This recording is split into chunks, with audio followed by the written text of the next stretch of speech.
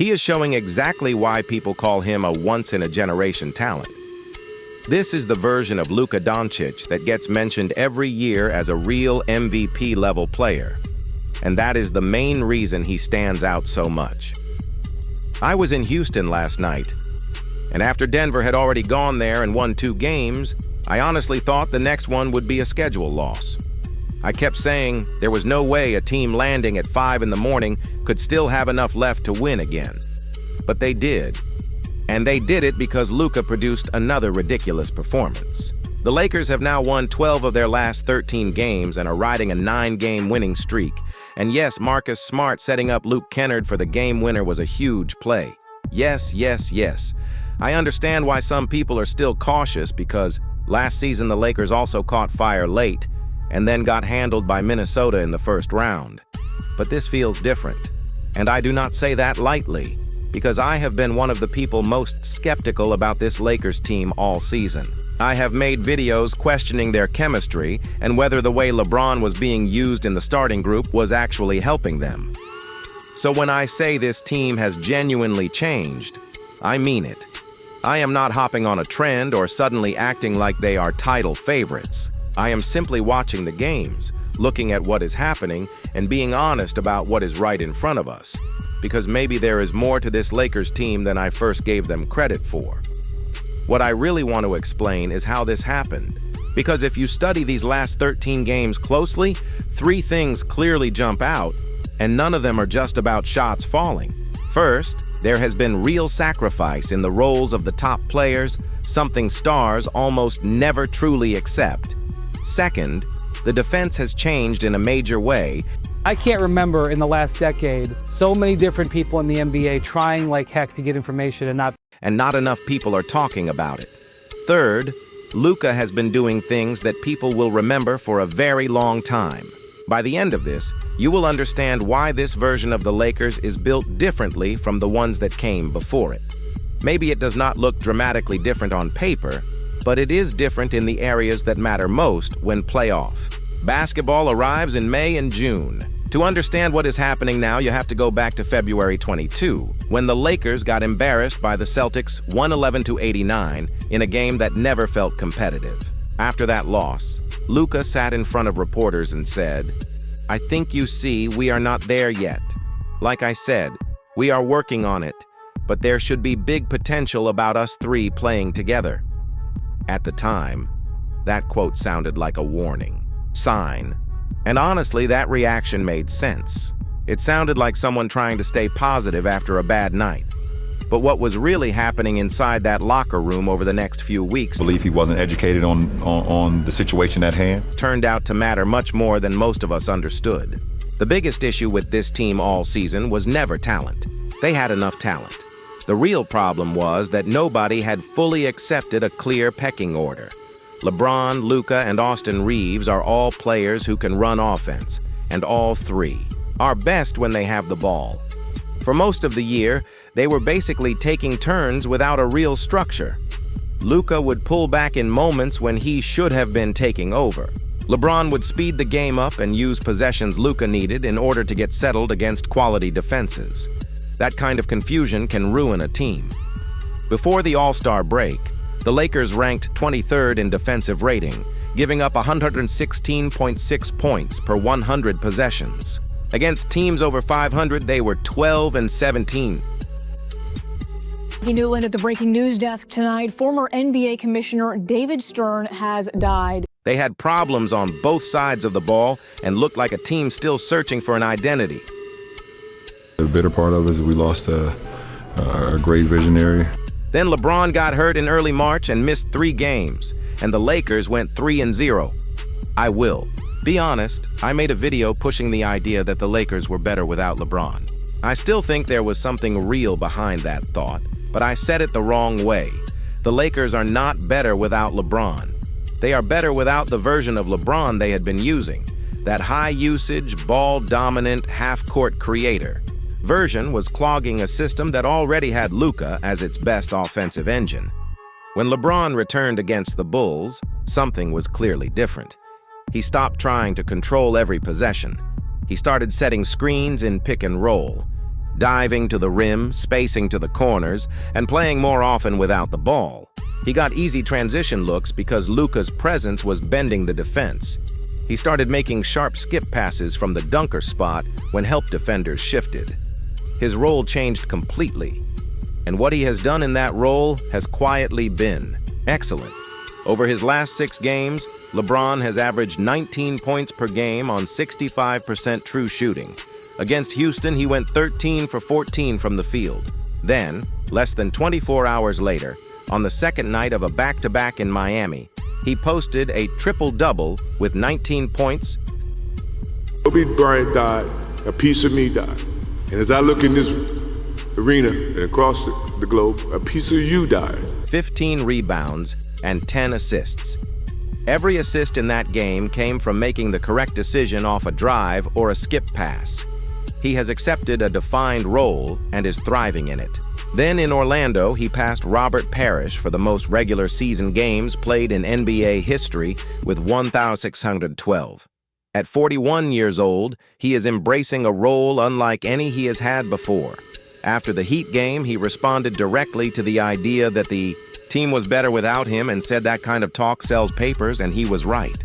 But if you have watched him since his return, the honest conclusion is that he changed his game in a way stars almost never do. The all-time leading scorer in NBA history agreed to be the third option and then became one of the best third options in basketball. That is what matters. Sacrifice is easy to talk about, but very few stars truly do it. LeBron did. And that is the first reason this does not look like the same Lakers team. Now, if you ask who has been the most important player, during this stretch, most people will say Luka, and some will say Reeves. But not enough people are mentioning Marcus Smart. And that is a mistake because Smart is a major reason this whole thing works. He competes every night, and now the rest of the team is matching that standard on defense. The offense was always going to have enough scoring because star talent can always create points. But every time the Lakers needed a stop late in a close game, they used to fall short. That is what made the 23rd ranked defense such a serious problem. To show how bad it was, there were tanking teams defending better than the Lakers in January. Smart is only 6'3", but on most nights he takes the toughest perimeter assignment. He pressures people, makes every catch harder, and wears opponents down over the course of the game. The box score does not fully capture his impact. Anthony Edwards scored only 14 points on 2 of 15 shooting against Minnesota, the worst efficiency of his career in any game where he took more than 11 shots.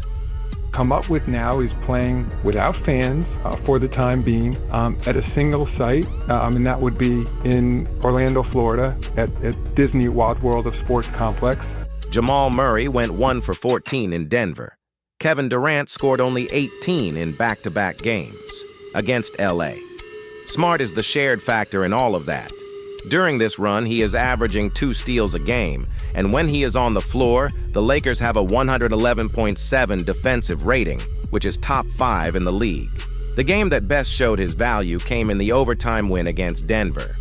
Earlier in the season, the Nuggets beat the Lakers in a game where Smart missed a late shot that would have won it. This time he finished with 21 points, 5 steals, and a team best plus 16, including a massive 3 that put the Lakers up 2 with 30 seconds left in overtime. And what he said after the game told you everything. He told ESPN, "We are tired of hearing people talk shit. That kind of attitude matters and the numbers back it up."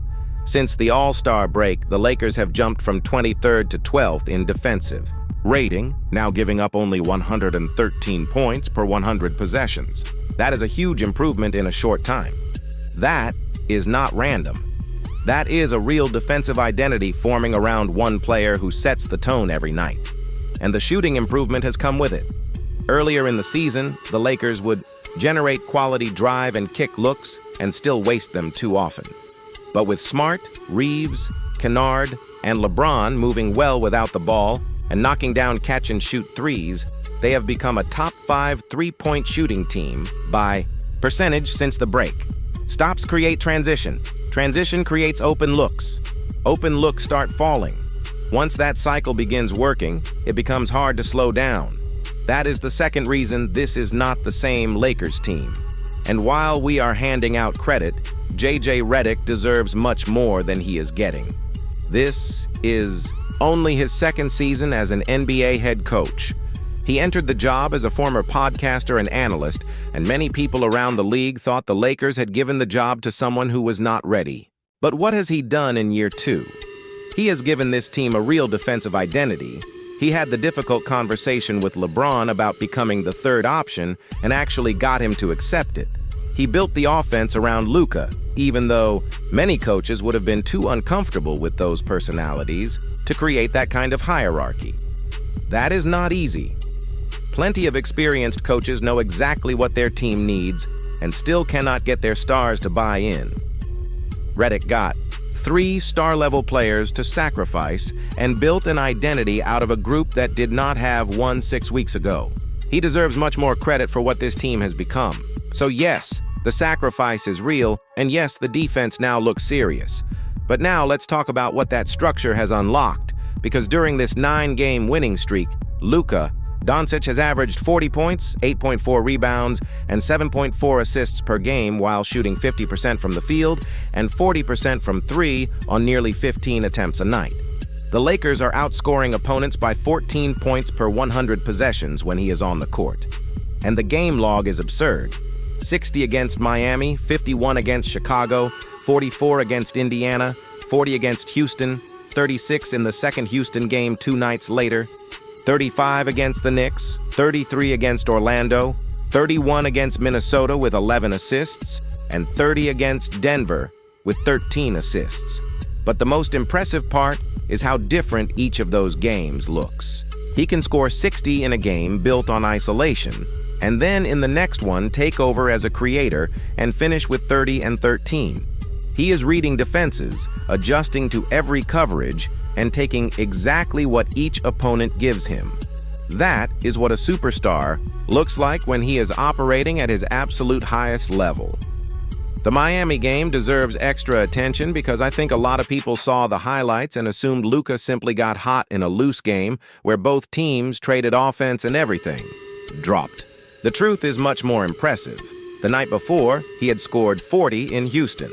Then the Lakers flew to Miami and landed at 5 in the morning. Less than 24 hours after tip-off in Houston, Luka was back on the floor against the Heat, and for much of the game he was attacking Bam Adebayo. Bam is one of the best isolation defenders in basketball. He is exactly the type of defender who usually gives stars problems in playoff-type settings.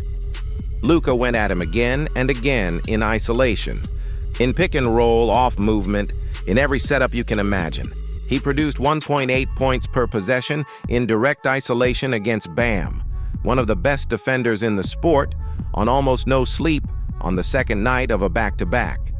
He finished 18 of 30 from the field, 9 of 17 from 3, and scored 60 points. He became the first Laker to score 60 since Kobe Bryant's final game in 2016, and only the 7th player in franchise history to reach that number. Then you add the fact that LeBron had a triple-double in the same game. The last time a player scored 60 while a teammate posted a triple-double in the same NBA game was in 1969, when Wilt Chamberlain had 66 and Elgin Baylor had a triple-double. Then, in the very next game in Orlando, Luka scored 33 and the Lakers won 105-104 on a Luke Kennard buzzer beater.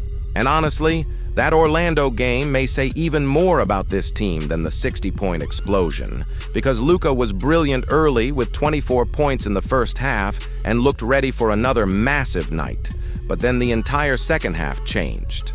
He went 2 for 13 from the field, the offense slowed down, and the Lakers were down 5 with 50 seconds left on the road against a solid Orlando team while their best player suddenly could not buy a basket. And they still found a way to win.